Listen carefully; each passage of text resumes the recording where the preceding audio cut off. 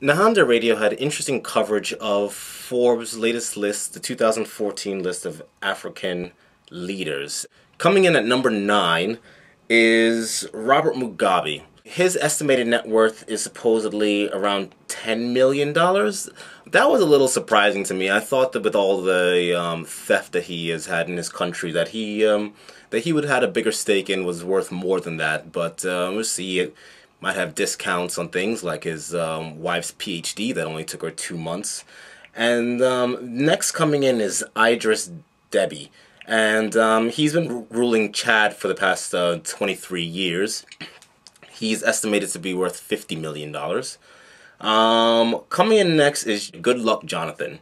And he's worth an estimated $100 million. Looks like he's been having some good luck of his own. Matching him is King Mswati III. And he's been the ruler of Swaziland for the past 28 years. And he's Africa's only monarch. And he's ranked the number 15th richest monarch in the world, and also has a net worth of $100 million. And that's actually being halved, because his previous net worth was $200 million. And in Swaziland, he has quite a nice car collection, to the point where he knows it's probably going to cause some unrest, so he doesn't allow photography of his cars. Furthermore, he has 13 wives, and several of them have reportedly gone on a $6 million shopping spree. That must be pretty nice, especially when the 63% of the people in Swaziland live on less than $1.25 a day. Now, coming at $200 million is Paul Biya, and he's been the ruler of Cameroon for the past 31 years.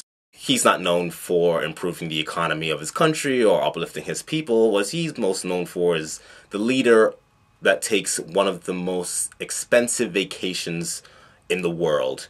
He rents villas at the tune of $40,000 a day. That's pretty outrageous when 48% of the people of Cameroon live below the poverty line. Next at $500 million is Kenyatta of Kenya. Then at $600 million is Teodoro Mbasogo.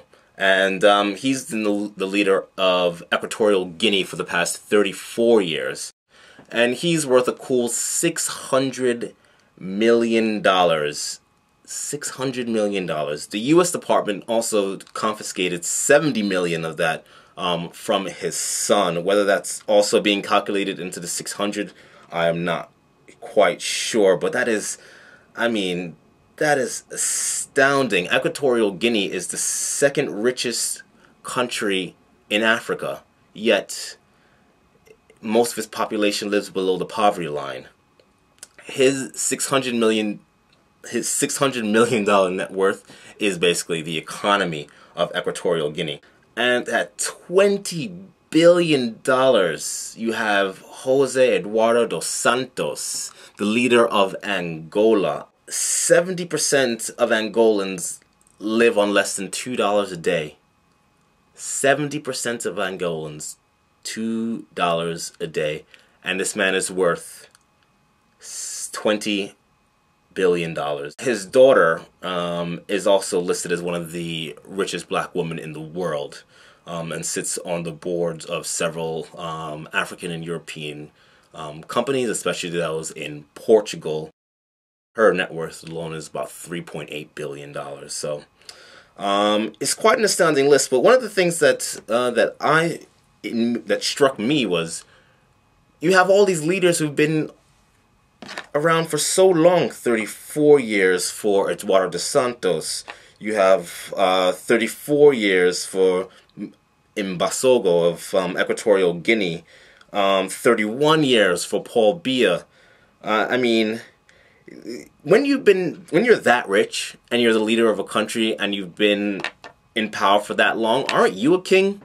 Swaziland, he can't be hogging that throne to himself, because it seems like there are a lot of kings on this list.